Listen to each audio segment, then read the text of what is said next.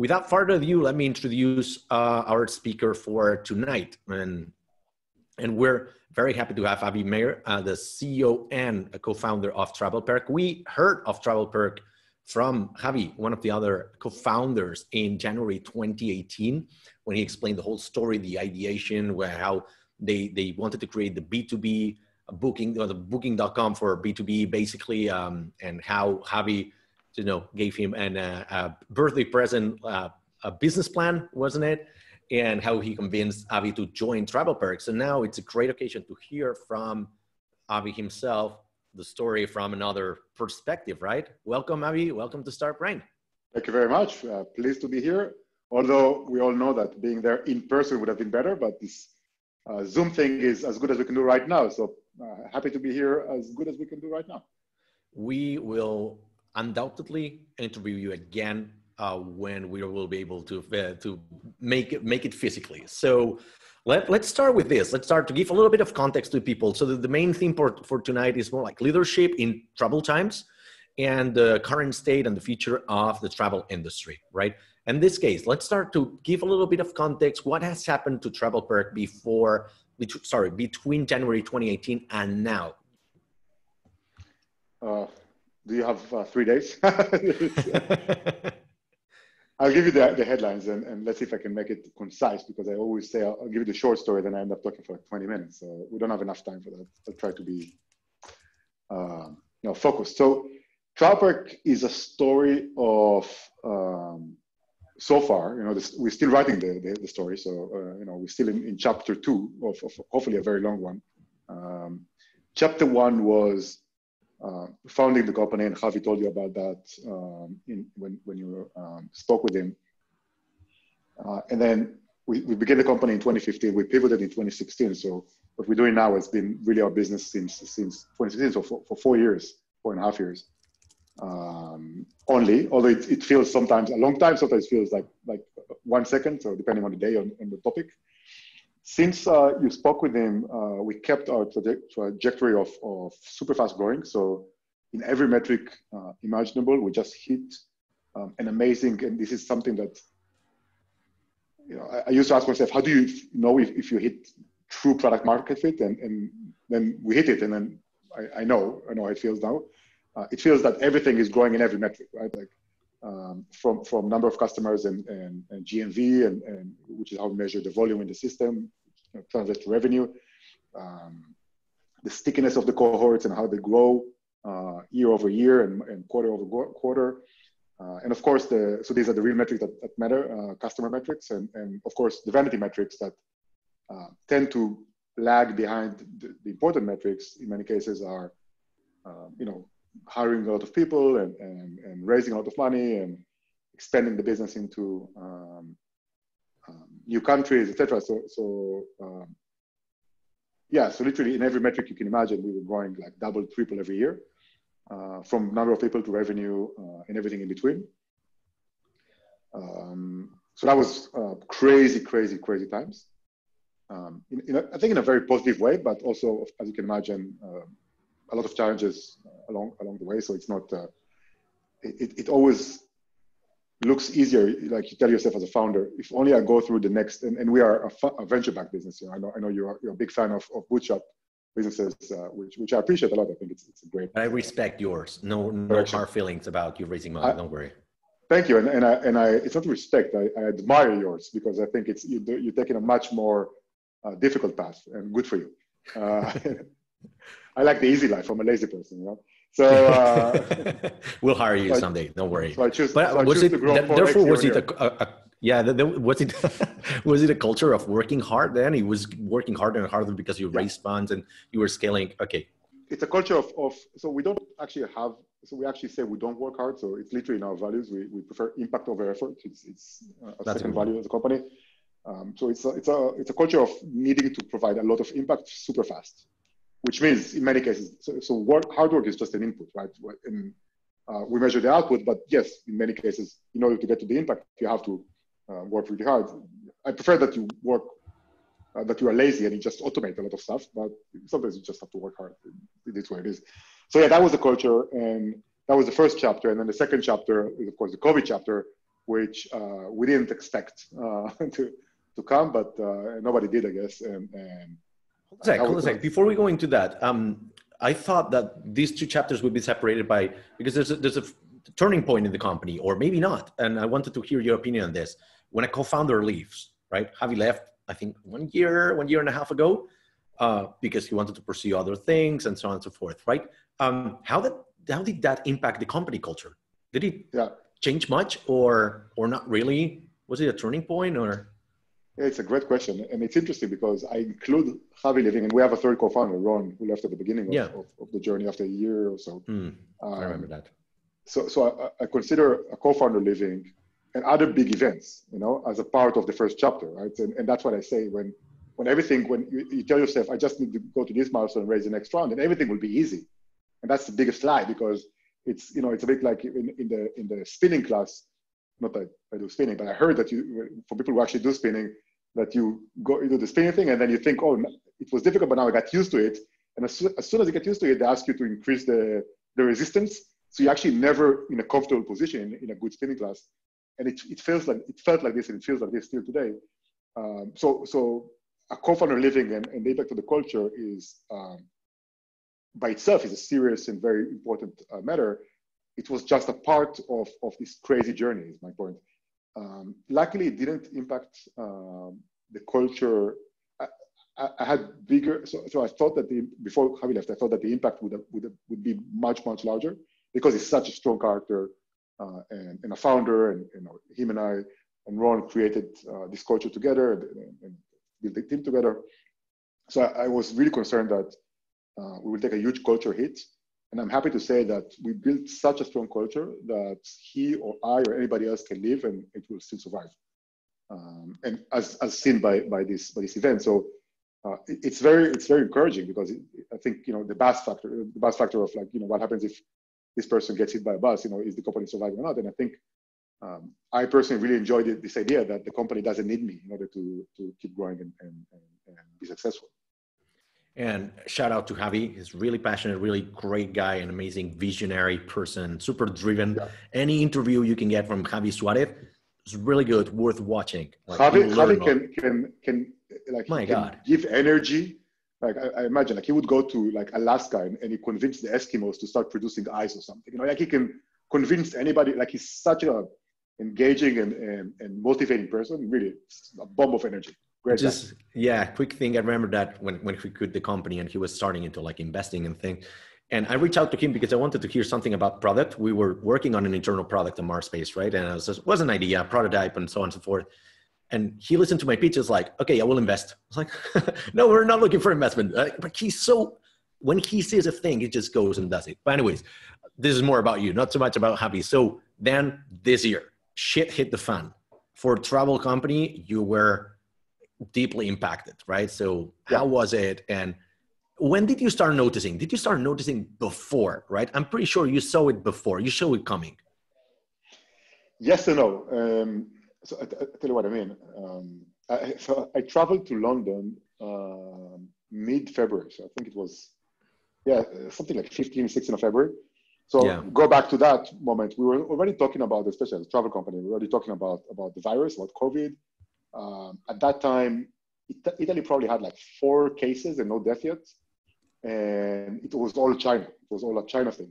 It wasn't really a threat here in Europe or in the US.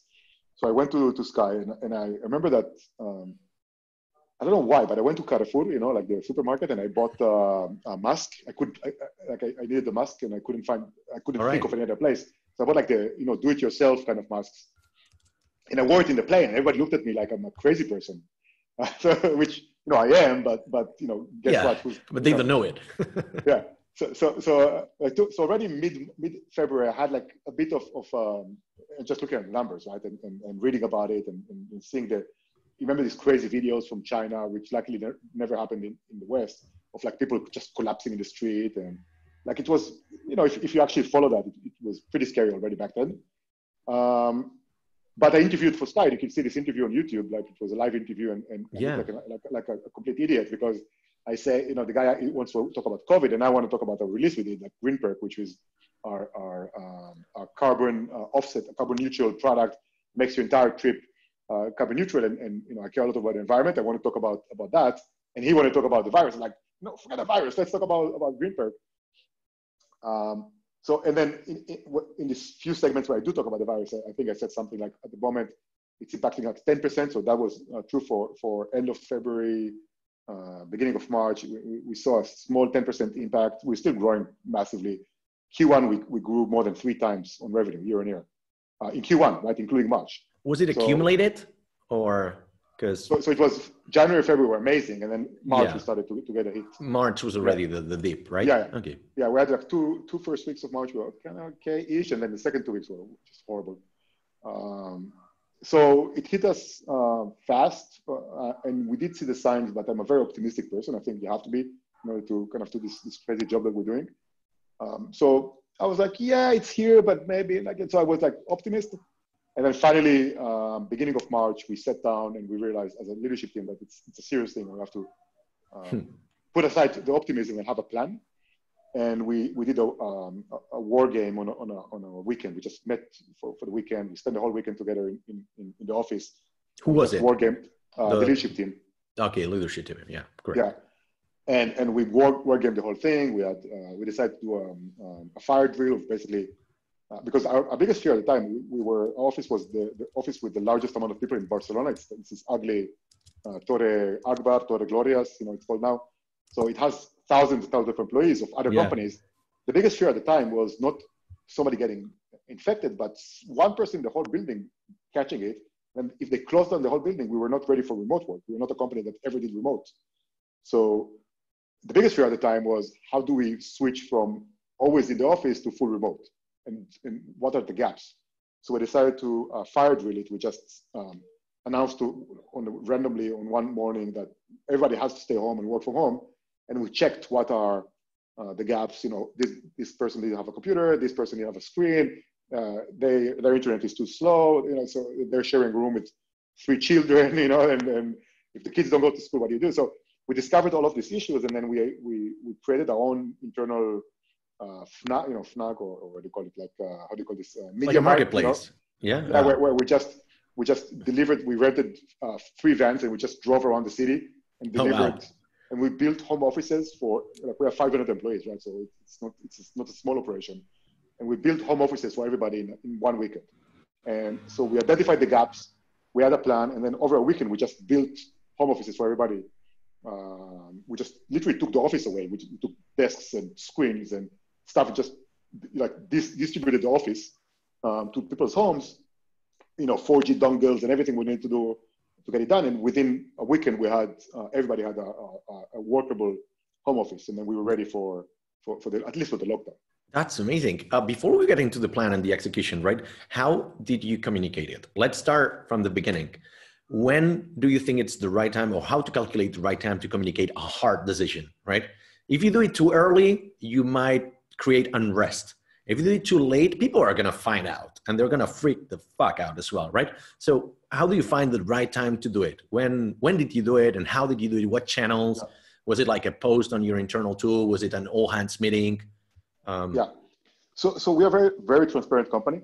And I know many companies, probably all companies say that, but we actually mean it. And I'm sure that everybody you ask who works at the company will agree. So our approach is always to share as early as possible, but not earlier, right? So for example, what I mean is people have questions, and especially when it's like we talk about the pandemic, switching to remote work, what does it mean about our jobs? We are in literally the most hit industry. So obviously people have questions, and if all of your answers is I don't know yet, then you're adding more doubt than you're actually solving anything. So that's too early, right? But if you have some of the answers, and maybe some of the other answers, you can say, I don't know yet, but I'll get back to you whenever I do. And you don't forget to get back to them. Then I will do it as early as you have this initial answer. So we had all hands in March already, and I was very open and transparent about what does it mean for the company, and what I know and what I didn't know, which was actually more than what I knew. But I believe that always, if you can be as transparent as possible, that's always the right approach. I don't get why leaders would keep things secret.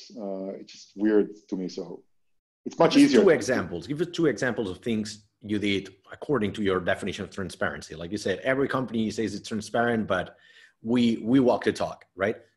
Yeah. What are two things you do to ensure transparency runs in the company? So I'll give you one pre kind of COVID and one, from the COVID crisis. Pre-COVID, we talk about, let's say we fundraise.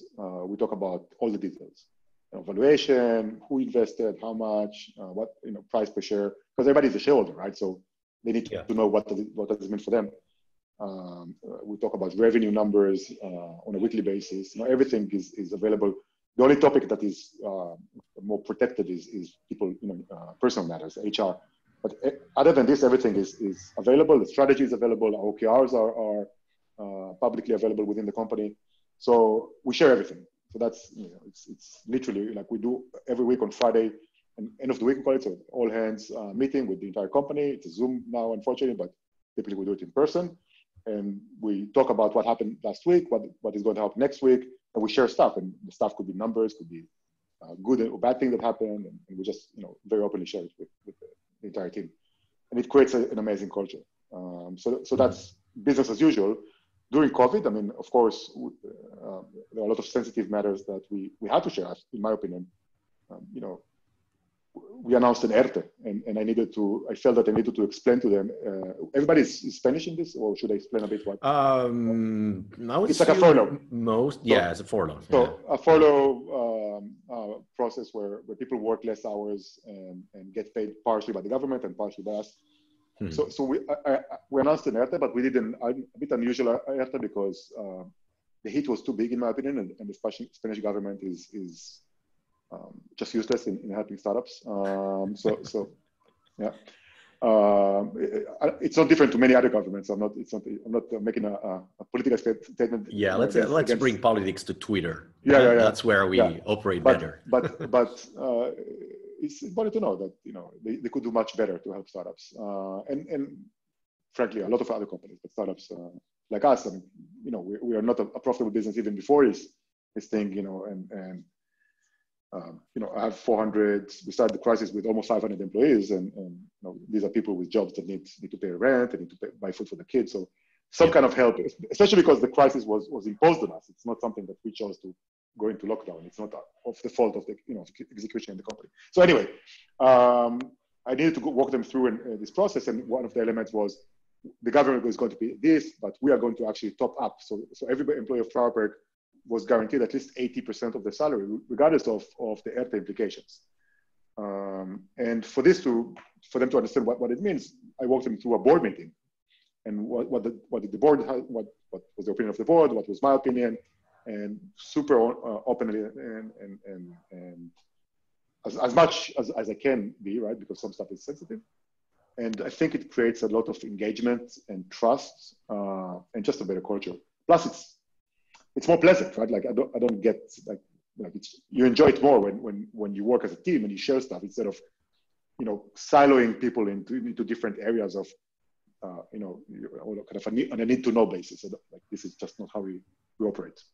You got a leadership team, you mentioned. But in times of crisis, one thing that we have seen historically in companies, or we're seeing now, there are some people who are natural born leaders and who might have stepped up in the company. Have you found also that certain people in the company have stepped up and become leaders in any areas? They're like, wow, that was totally unexpected. And have you accommodated growth for these kind of people who wanted to sort of lead other initiatives beyond their responsibilities? Yeah, yes and no. What I mean by that is we operate very bottom up in the company. Mm-hmm. So the fact that we have a leadership team doesn't mean that we actually make any decisions. The way we operate at the company, we set goals, like number goals. Yeah. This is more or less what we want to achieve next quarter or next year, and this is our strategy. So we share the strategy and the high level goals with the wider team, and then we ask them to come up with how they can help contribute to that, right? So it's a top down in the sense of goal setting, and then bottom up in the sense of deciding what to do. So the squads are free to decide within reason what they want to work on, as long as it advances the strategy or the goals. So in a way, we already built like this, and you just saw more kind of people initiatives related to COVID come up, but the structure was already there at one point. So it wasn't different than normal times. And how about let's get into the plan, like the execution, right? I assume a company like yours being hit so heavily, or the travel sector altogether, right? It's been hit very heavily. And we know the difference between a peacetime CEO and a wartime CEO, right? And you might have, I don't know if you became a wartime CEO, but it's wartime. It's wartime now. We're in a crisis, or there's an even bigger economic crisis coming. There's, a lot of things are not regulated, not clear. There's huge uncertainty, companies like stocks plummeting and a lot of unrest. Let's put it this way to sort of simplify. I know I'm oversimplifying, but let's keep it simple. So how have you allowed for the, company culture sort of defines how you're expected to behave in terms of finding your own way, doing your tasks, but have you allowed people to stray from company culture, or your company culture is broad enough to kind of like have people find their own ways within it? Have you adapted new things because of the pandemic? Have you been more flexible, or how has this been affected? Definitely, yes. I mean, as I mentioned before, we for example never did remote. I mean, we lost great people because we stuck to our never remote. And I know you and I differ on that. At least used to. No worries, we were not going for the same people. Yeah. But my take was that our culture cannot exist without physical interaction, and the serendipity that comes from bumping into a person in the kitchen and who's not in your team and just having a chat and building a friendship. So I agree. We were very disciplined and we did lose great people that I wish we hadn't lost because we were not flexible around that. And now we are a full remote company. It will not stay like this. So it's not something I'm going to keep for much longer. And we already have announced how we're going to work after the pandemic, after the restrictions are over. We're going to move to a hybrid model, like many other companies, I think, which have learned that you can actually find a middle ground, I think, in between. But this is a huge change. And so that's one. And the second one is you had to, I think the humane thing to do was to give people more space. People were stuck in horrible situations in many cases, and we all suffered. Like, it's not like one person had, sometimes you have a person in your team that goes through like a hard time and you help them. But now we had literally everybody in the world, at least in the country, at least, going through very hard time. And naturally people focused internally, and it was important to give them the space, So for example, a person who has a family member who is sick, with COVID or with something else that they need help with. A person who is alone, who just relocated. Imagine like this, that we have more than 80% of the team is not from here. So they relocate to work at TravelPerk. And I said, we never did remote. So we have a lot of people from all around the world relocated to Barcelona. Some of them relocated. Half the team was hired in the last 12 months. Half the team. Did they relocate back, even if temporarily, or? Some people did go back for because of that, but many people got stuck here. So we have, a person moved from Brazil, and literally like a week after they moved, lockdown. Yeah. So they don't know anybody. Imagine if you move from Brazil to Barcelona, you literally know nobody. You haven't met your colleagues. You're stuck in a small apartment. This is a tough situation. Well, at least it's not Helsinki. It's not Iceland or something like that. It could be worse. We could always be worse. But to your point. Well, in Helsinki, you're allowed to go out to work out, for example. Yeah, you don't want to go out though in Helsinki in March, but. I definitely don't want to stay in an apartment, like in a 60 meters apartment for 3 months. That's right. So, people with kids, people with so we did give people a lot of room to breathe. We even defined a breathing period where we relaxed a lot of the rules to just make sure that people get the chance to breathe. And we try to think long term, and pushing people to remain at the same level of productivity when the pandemic happens is so short term that we prefer to sacrifice 1 or 2 quarters in order to gain kind of long term health, mental health in this case. So we let people have more breathing space and focus internally, focus on the families, which I think is the responsibility of all leaders to think about. Are you giving enough space for your team, or you're just pushing them for performance, which will maybe deliver the results that you need short term, but in my opinion will kill your culture long term. Correct. And that brings me to my next point. So thank you for the assist, which is mental health, right? We as a company have been doing full remote, no office for 7 years. And even like that, we have been hit by the crisis just because people had to work remotely forcefully, right? And their spouses that are working on the health sector, they were at risk. They had their 3 children at home. They couldn't see their the parents or the relatives, so they couldn't see people. There was huge stress, right? So how in this period that we all needed that extra empathy, right? How have you dealt with this? And most of all, most importantly, which is one thing that's really difficult to identify in remote working cultures, is when somebody is in distress, because you don't see them in the office. You don't see when they're frowning, if they're crying in the in the kitchen or something like that, or if they're in their desk like this. By being remote, one can switch off all communications, just stick to chat, and you will never see they are depressed, they are crying, they're frustrated. How have you identified and dealt with these situations during this period? Yeah. So I don't know if I have the magic bullet, right? It's extremely difficult, and I agree with you. We do surveys. We use a tool to do daily surveys, poll surveys. It's like not very long, but how are you doing? How are you feeling? So that's one path. You can look at especially the trend. Somebody who's always happy and is a drop in a trend. You can immediately try and see what's going on. But a lot of it is, again, going back, and it sounds like I'm repeating myself, but it is what it is. It's the DNA matters, and the culture matters, and a culture of managers who actually care about the people in their teams. And this is the kind of manager that makes the kind of person in general that is very successful at TravelPerk, is a person who thinks as a team, is a good person. It's literally a value for us. Like our third value is be a good person. So how can you be a good person and a good leader if you don't care about the people in your team? So enforcing that culture before COVID paid dividends during the crisis. And by the way, I don't think it's something that can last forever. Like our culture has supported that for the first 6-7 months. I'm worried that if this thing continues much longer, and if we keep everybody, not just in our company, overall in the society, I think a lot of the problems we see now in the world in general come from this isolation and how human connection is now reduced to a transaction conversation on Zoom, and empathy is lost or reduced in many cases. So I think so far it got us to here, and we kept together and we kept as a team. But I'm worried that if this thing continues for much longer, no team can survive this kind of isolation and disconnection.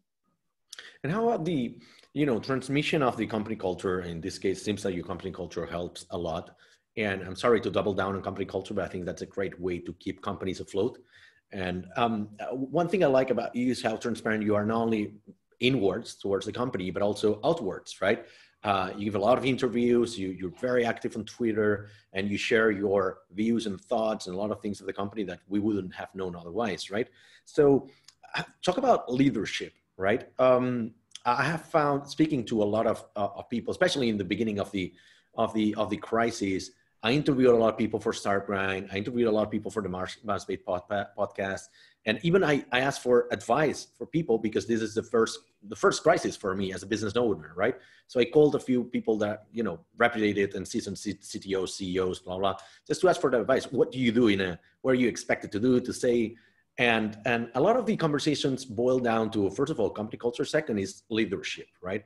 How to just be yourself, be a good leader, be transparent, communicate, and anticipate problems. How did you learn how to sort of face these situations? And what did you apply you yourself as a CEO of a company? Yeah, so first, I want to be careful not to take too much credit for myself, right? I mean, we're in the middle of the crisis, and the jury's still out, as the Americans say, right? I mean, if we were successful in surviving it or not. My guess and my money is obviously betting that yes, but I want to be careful not to take too much credit for the team or for myself on this one. Now, having said that, the approach, so first in terms of transparency and kind of being outspoken or having no issue in sharing stuff, I guess it's so I have a lot of weaknesses and some strength in my character, and this is one of the few strengths I have. It's just it's comfortable for me to talk about topics openly. If it's not comfortable for you, I would argue that you should work on that, because authenticity is important, in my opinion.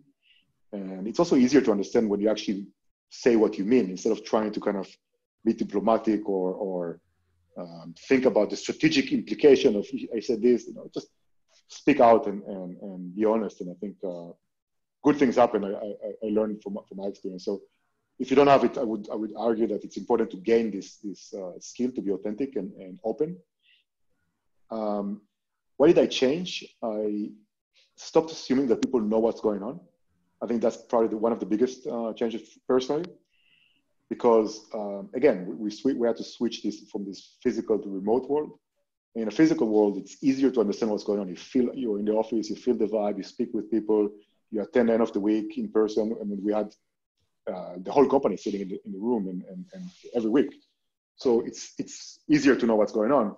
Now you're isolated in your home, and you only speak with people on like a project or with your squad, and it's much easier to kind of drift away from the company. So I needed to, and it wasn't obvious for me at the beginning, but I had to kind of, at one point, I got this feedback from somebody in my team. Don't assume that people actually know what's going on, and don't assume they have the same picture that you have in your brain, not because they cannot have it, just because they don't have all the data points, the inputs that you did. So oversharing. At the beginning of the crisis, we had sometimes 2-3 times per week a Zoom call with the whole company. Just, I would tell bad jokes and people would laugh because they want to make me happy. So, constantly laughing, right? That's like, yeah. I'm sure he should be sharing something else, not jokes, but. And we brought a magician and somebody sang, and one guy is a great guitar player, so he played the guitar. We just worked together, All right. But through these sessions, we also shared some stuff that, and I used this opportunity to overshare stuff that for me was obvious because this is my day to day, but it might not be obvious for a designer who's focused on a part of the product, who didn't think about the implication of ERTE for the customer support person, for example. So oversharing and not assuming that, or actually assuming that nobody knows. So assuming that nobody has the picture that you have in your brain, and for that reason, oversharing everything and repeating yourself many, many times was an important adjustment that I personally needed to do. But overall, I would go back to preferring to be explicit and transparent versus implicit and kind of siloed in your communication. I think is a great strategy. Let's talk about present and future of the travel industry, right? You and I have been traveling during the summer. I was greatly inspired when I saw your tweets and said, like, everything's normal this year. Like, the plane's not full. There's a lot of regulations, a sanitizer everywhere. So in a sense, it kind of like calmed me down. And then, of course, did I lie, or was it true? Was it like I described? I traveled with fucking Vueling, and it was 120% full. And no, with Vueling it was horrible. So, but then I traveled with other airlines, and they were all right, right? They were all right. The plane was not full, but like Vueling was very bad in that regard. But anyways, let's not talk about Vueling. Everybody knows that I'm not very friends with them. But you're right. There's one sort of complicity in meeting face to face, right? That you don't get out of a Zoom thing, no. Right? So where do you see yourselves now? Because I've been sort of reading studies. I've even seen it in our clients, for instance, that they are not back to pre-COVID levels. Most of them, e-commerces, even in companies in travel sector, they are higher. They're just like higher revenues than before the pandemic. Why? Because a lot of the customers they just went back to normal. But there's been an influx, like a big mass of people that were not in the market before, but these forced digital transformation caused by the pandemic, they converted them into customers of things that they would never have acquired. Yeah. So where are you now as in TravelPerk? Where would you say in terms of like revenue? Like, are you getting back of the ERTE? Yeah. So 2 points that are interesting, I think. One is, present, and 2 is future, right? So, but immediate future in a way. So present is, we're still suffering. So the world is still under restrictions, and for us to go back to a usual kind of 3 to 4 times growth year on year, we need 3 things to happen. We need restrictions to be lifted. We need companies to allow travel, which is different from restrictions at the government level. My God. Yeah. And we need people to not fear travel. Right, and so people's psychology needs to support that. it's a bit like after 9/11, right? These three things need to happen. So of course, we're still restricted by all three, which means that overall as a business, we're still suffering. Although there are some pockets where we actually are back to growing year on year. For example, domestic travel in Germany is already recovered. Domestic travel in the US is on the path of recovery, going back to growing year on year for us. It's driven by existing customers and new customers that we added during the crisis, which goes to the second point I had to say. So the first point is we're still not back to normal, which normal for us is explosive growth. In this regard, we're still suffering, and we're still under ERTE, etc. On the positive side, this acceleration that you described, offline to online, we see it now. So as an example, our sales team, which worked in half capacity, we still work in half capacity because of so we applied ERTE also in the sales team, and right now we have 50% of the working hours, and they achieved quota of 200% in the last 2 quarters. So with half the time, and this quota doesn't take into account the reduced time. So with half the time, they achieve double or overachieved by 100% the usual quota. And I think it's partially because they're amazing, our team, and 2, because the customers are completely now dropping the old school travel agencies and moving to modern, SaaS-based, SaaS solutions. And TravelPerk is kind of the only solution right now, at least in Europe. So and also because we a see lot this of travel agencies have shut down forever, so that must be part of the. It's true. I don't want to be celebrate. Like it's not how I wanted to win. No, of course not. Yeah. No, but this might have affected obviously. So internal KPIs, career plans, reporting to investors, because you raised big rounds. So therefore, I think the investors must be sympathetic towards the situation, right? But like, how do you transform this? I mean, obviously the KPIs you want, or the OKRs you wanted to achieve this year as a company, they need to be reshaped. You reshape the OKRs, then you need to reshape the teams, right? Sometimes, how have you rebalanced teams? Like, obviously there's been the reduction of the working times, but how have you like rebalanced teams? How have people taken it? Were people flexible to switch teams or roles or not? Or how is it? Yeah, so definitely changed. So it's funny because we kicked off the year in January. We rented a nice cinema, a movie theater in Gracia, and we had like a nice event, and we kicked off the year. We have 5 pillars for the year that we're going to achieve, strategic pillars, and we're going to do I promised everybody a snow party, and I had in mind like to take the whole company to Andorra for a ski trip if we achieve the goal. So anyway, we had an amazing kickoff, and then like a month later, a pandemic comes. So anyway, what we did is we just scratched everything. We just deleted the year. We deleted these 5 pillars. We deleted the strategy. We just restarted from the beginning. And we set 3 strategic goals for the pandemic, or the wartime, as you correctly stated. Survive is number 1, so preserve cash and make sure we don't run out of cash. Number 2 is to emerge strong. So we will be successful in the long term, and we need to make sure that we don't cut too much into the muscle and to the bone, so that once the recovery comes, we have a team, we have a product, we have customers, so that we can bounce back quickly. We don't have to lose a year or 2 years of rebuilding everything. And the third strategic priority was to turn lemons into lemonade. So use opportunities that the crisis has created that didn't exist before. So for example, we did our first ever acquisition. We went and acquired a Barcelona early stage company called Albatross that was actually created during the pandemic. So a super smart guy let go, called Rafael, and he saw this opportunity to provide an API for COVID-related information. And he pitched to us as a customer. We're like, that's an amazing idea. The product was impressive. The team was impressive. We just bought them. And it was early though. How many months have they been like? I think it's the fastest exit in Spanish history, like 2 months or something. Yeah, I'm not even sure that if there was. Anyway, it was a fast turnaround for Rafael and the team. So great stuff. And actually today we announced a platform play, and Albatross API, will be a part of that marketplace in our platform and our open API approach. So we just basically, to answer your question, we just deleted the priorities of the year. We started with new wartime priorities, these 3 priorities. We created a war cabinet, which was called the war cabinet.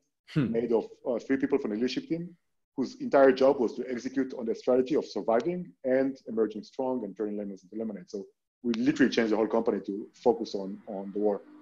And you're a product company, right? And one of the things that we have seen in especially, growth stage companies, if you will, at least past Series A, companies tend to diversify or emerge with 3 or 4 different products because for one project, they kind of like spun off something else. You got this other idea here and there. Maybe you got some internal tools that end up being like full core products.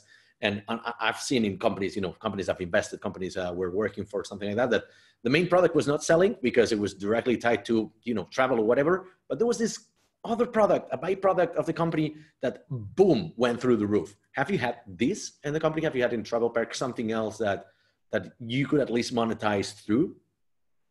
We are extremely focused in what we do, which means that we are very disciplined in saying no to everything else. All right. It has pros and cons, and one of the pros is we're building an amazing product, which beats completely anything that exists in the market. One of the cons is we don't have this backup plans in case a pandemic comes. So we are still extremely focused on travel and on our core business, and that's how I predict that it will continue. However, today you've announced something, right? The launch of the... It's a part of the plan, though. It's part of the plan, right? So can you tell us a little bit more about that? Is it related to the Albatross acquisition? I hope so. But can you give us more details as to how we, as customers of TravelPerk, can profit from using the API? Yeah, so the large vision is and I'll tell you a secret here, but I hope we're only 60 people, so we can keep it between us. And the streaming people, but yeah, you can see like 60 more people, something like that. Yeah, so let's keep it in a small group. So let's keep it between us. Yeah. And so here's our master plan, the secret master plan of TravelPerk. We're building a modern travel agency as an excuse. So the travel agency, the one where you book your flights and hotels and Airbnb and car rental and rail, is an excuse. It's an excuse to rebuild the tech stack that runs travel. And many companies tried by building pieces of the puzzle. I've seen it. I've been in travel for 15 years now. And I've seen many companies try, I'll make an app to open your hotel room when you check in, so you don't have to go to the reception. The problem always is that in order for them to be successful, they have to find a way to integrate to everybody else. And this industry is not built for collaborative integrations. It's the opposite of that. It's a very siloed, old school. All the systems that still run are GDSs from the 60s, and like Amadeus and things like that, right? Oh my God. And they're one of the largest companies in the industry, actually. Yeah. So we realized that we cannot fix it by building Lego pieces. We have to basically throw it out and rebuild the whole stack. So the excuse is the TMC, the travel management company, travel agency. But the real goal here is to build the travel tech stack from scratch. The platform is the next step in that strategy. So the idea is we have our own travel agency. So we built all the tools that a travel agency needs for ourselves. Now let's open up the platform for partners and for customers to build on top of it. So as an example of what can be done, one of our customers, and I hope we can announce the case study and the name soon. This is an end customer, right? It's not a partner. It's a customer that is using TravelPerk to book their own trips.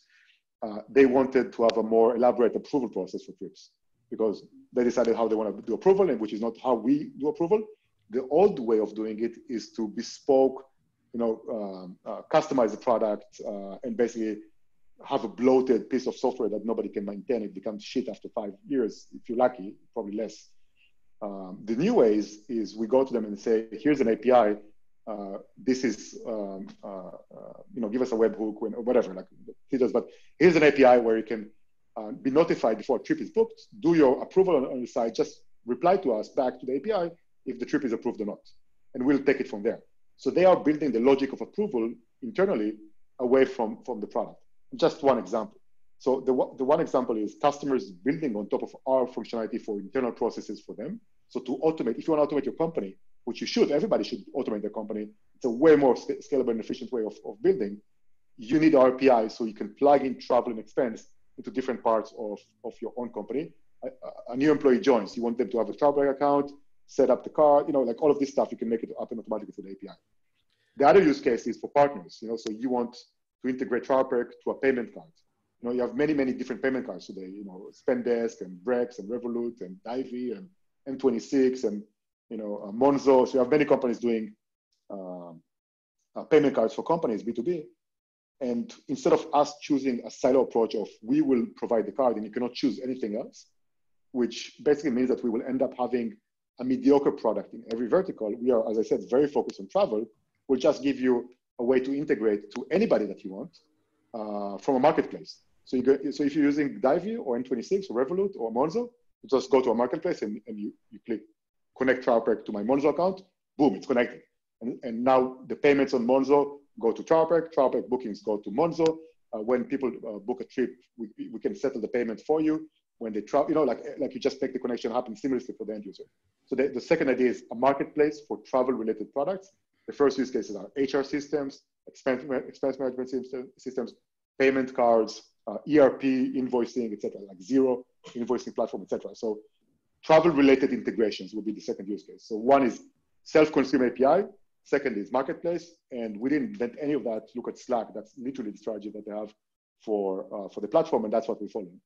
Actually, becoming a marketplace, becoming a platform is a really interesting move. I mean, that's what Amazon did. That's what iTunes did. That's what, Messenger, back in the day with the gaming, Facebook started like this. So because you're sort of outsourcing the ideas, outsourcing development, people are creating products for you. You can give them exposure, but they will promote your platform in turn. So it's a really smart move. So congratulations on that one. Yeah. I wish TravelPerk, in the near midterm would become sort of the all-in-one travel agency for me, but even at a personal level, because, I use Skyscanner. Skyscanner is great, but you will never book things through Skyscanner. You go to the airline, then you go to the airline, the price has changed. The airlines websites, some of them, especially Welling, their UX sucks, right? But we got one thing in common. You and I love trains, right? And you're a huge proponent of trains. Yeah. Let's travel more with trains. What happens? The websites are fucking disgusting. They're really bad. The UX is really bad, and they're really expensive, right? Is there any way that we can speed up the evolution of the sector through this new platform, through this new API, to help you to sort of become this central travel agency for everyone? You mean adding the leisure side? Let's put it this way. I mean, I know you're extremely focused on B2B because you built TravelPerk precisely because Booking didn't want to build the B2B, right? Mm-hmm. But is there any slight possibility that you might go into the B2C someday? Listen, business travel is a $1.5 trillion market. That's what Booking.com said. So don't give me that one. and we have so much to do within that. Yeah. I never say never, but right now we're very focused on business travel. I have to say though, many of our users, including me, are using TravelPerk for personal trips. It's different so you can do it. The only question is, are we building it for that use case? And the answer is no. Sometimes it will have a bit of, for example, you cannot book for children on the platform yet because most business trips don't involve children. So this, I mean, sometimes it has a few gaps, but overall, I'm using it personally, of course. I sign up to use it personally, actually. So two quick questions to wrap this up, and we're very thankful for your generosity of this time. First of all, is people want to hear your answer in this. I know it's a very lazy question, but when is business travel going to pick up again? So I have a running bet on Twitter. I'm willing to I'm continuing to take the bet with anybody who wants to do it. My bet is that 2021 will be a better year for business travel than 2019. Not 2020, 2019, which is I'm the most aggressive person right now in the industry, at least from those I spoke to. So that's my bet, that next year, I think the recovery will be faster than we think. Yeah. And it's very difficult to, we are in the middle of a pandemic still. It's very difficult to imagine how the present doesn't continue forever. But, if past has taught us anything, is things can evolve and change very rapidly. We have a lot of leading indicators telling us that it's coming from our data and just reading about it. So I think that next year will be already recovering. I mean, what's your biggest fuck up as a CEO of TravelPerk? And if possible, can you quantify it in money? Most expensive fuck up. So taking expense, without getting into details that I'm not allowed to legally, Right. but taking a too expensive office it cost us millions of euros of fuck up, and it was completely useless. I will not get into more details because I'm not allowed to, but be careful. My advice is be careful in long-term commitments. Yeah. That's my advice. You couldn't predict the pandemic. But anyways, we don't want you to get in trouble because we need to interview you again when this is over. So we want you to you still can do be it from the jail CEO. maybe. So just find me in jail and we can talk. Over Zoom, everything is possible. Last one, and we wrap this up, is everybody has got a useless superpower. You know, everybody has got superpowers. Everybody's like, I have like very good memory. Like I can do this, I can do that. But a useless superpower, something you do extremely well, but it's fucking useless, right? Like I always manage to misplace my keys. I lock the car, but I walk away 50 meters. I was like, oh, fuck, did I lock the car? And then I have to go back every time. That's a useless superpower. What's yours? Got it. So mine is extremely useless. It's actually not useless. It's dangerous. That's interesting. Let's get into it. So I identify before my wife is about to make a mistake. I can see it. So she's about to lose her keys, and she always loses the keys everywhere. And I see her dropping the keys in a place that I know she's going to lose it. I identify it before and then the question is, do you tell her before, and then she gets pissed off at you that you told her, or you don't tell her, and then you're an asshole, right? So that's extremely dangerous. It's not even useless. It's dangerous. Superpower is identify the mistakes. And she, by the way, honey, if you never make mistakes, okay? If you're watching this, you're perfect. You never make mistakes. You see, this is my superpower. It's amazing because it would be useful. It would be useful, but you're in sort of a lose-lose situation, right? So you kind of like turn it the other round. Like, oh, it's one of the best answers that somebody has given to me. All right. Any parting words before we wrap this up? Have you something you want to share? We might not have to talk about it, and then I can shut up forever. So, of course, everybody's watching is a traveler. Hopefully, will go back to traveling. Already is traveling, maybe. So, if you're not on TravelPerk, you definitely should be on TravelPerk. That's my plug. And yeah, use TravelPerk. That's a plug. Use it. It's a good product. Good product built in Barcelona. We should support companies being built in Barcelona. Thank you very much. I agree. Thank you very much. Thank you very much, everybody.